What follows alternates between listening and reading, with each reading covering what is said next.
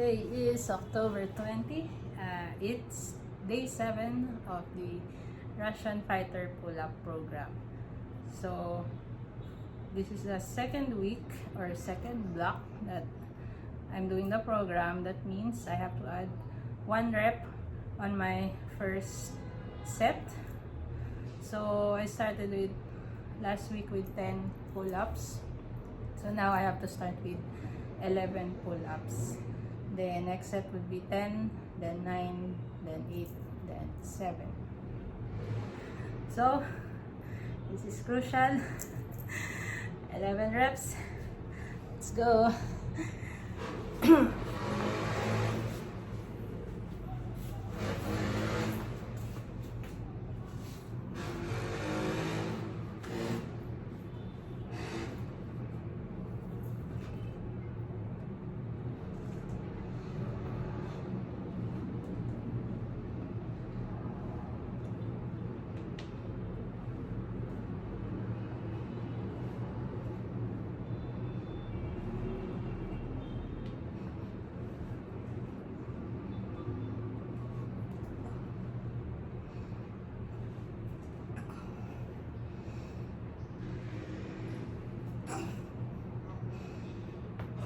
One more.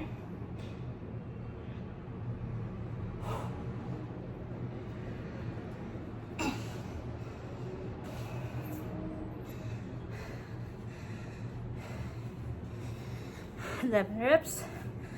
I hope that counts, even if I rested a bit while hanging.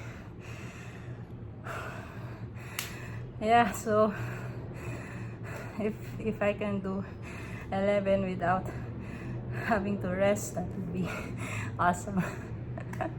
I hope by the 5th day of this block, I hope I can do 11 without resting, but realistically I think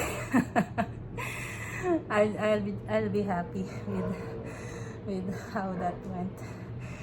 So rest time, at least 10 minutes, depends on how I feel, and see you on the next set.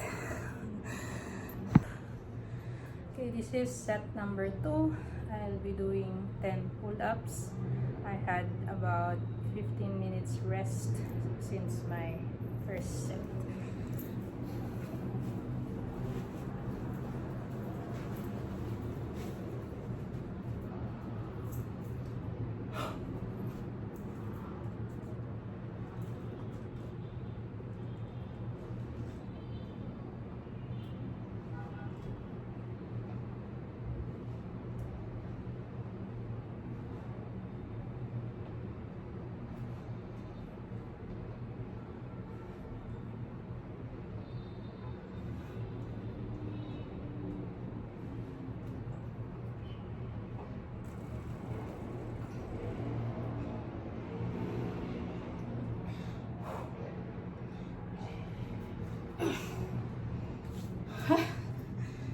Nice.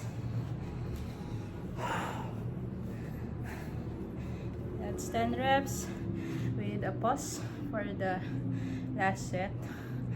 I really hope that counts. Otherwise, if it doesn't, then it's recommended to go back to the week before. Yeah, so that's it. See you on my 3rd set. Right, this is my 3rd set. I rested for about 14-15 minutes.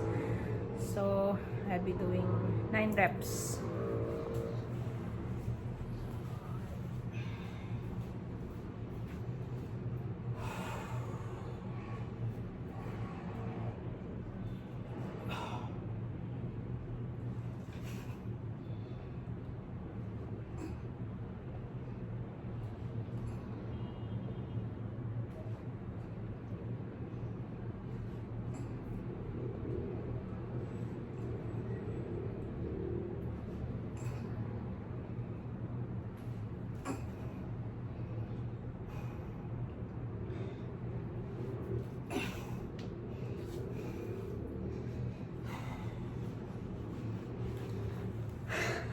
That's 9.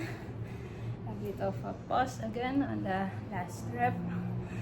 And as you can see my legs, it's shaking. That means it's all out effort already. So I have 2 more sets to go. The next set would be 8 reps.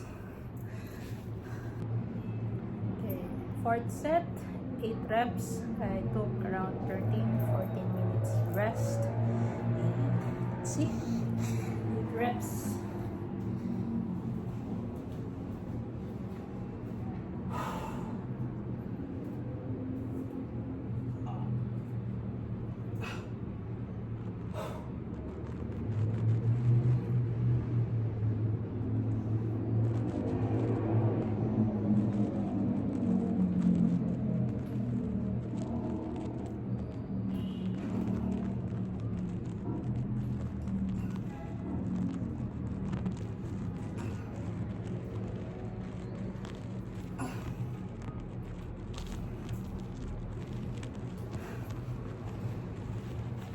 Alright, it's 8 reps. 1 more set to go. 7 reps. See you later. Last set, 7 reps. I took about 15 minutes rest. Let's hit it.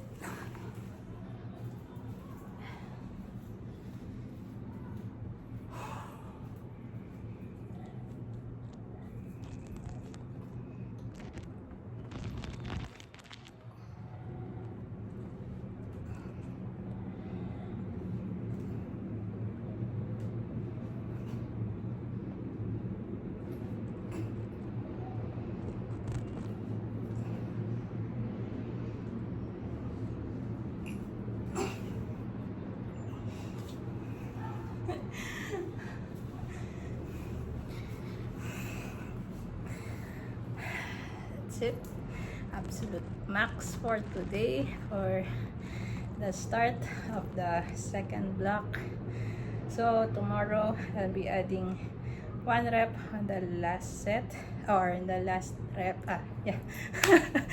Tomorrow I'll be adding 1 rep on the last set. So instead of doing 7, I'll be doing 8 reps again for tomorrow. So just a bit of an update how my weekend went. So it's good timing that it was my rest day also. So day 5, after doing the workout, I went out to see my friends. Then my friend treated me to a massage, legs and back massage, or rather foot and back massage. So that was really relaxing, and yeah, all the soreness went away. And then Sunday I spent a day with my family, and Sunday was the rest day. I did no physical activity other than walking. so today, in the morning, I also did some errands, so lots of walking again. Took a nap when I get home after eating snacks. Took a nap, then I did my workout after waking up. So yep, that's how the rest day went, and I started fresh today, no soreness. And yeah, so tomorrow, let's see. I'm really hoping I'll be consistent with the 11 reps this week. That's the target. So check back again tomorrow to see if I'm able to hit the target. And yeah, salute.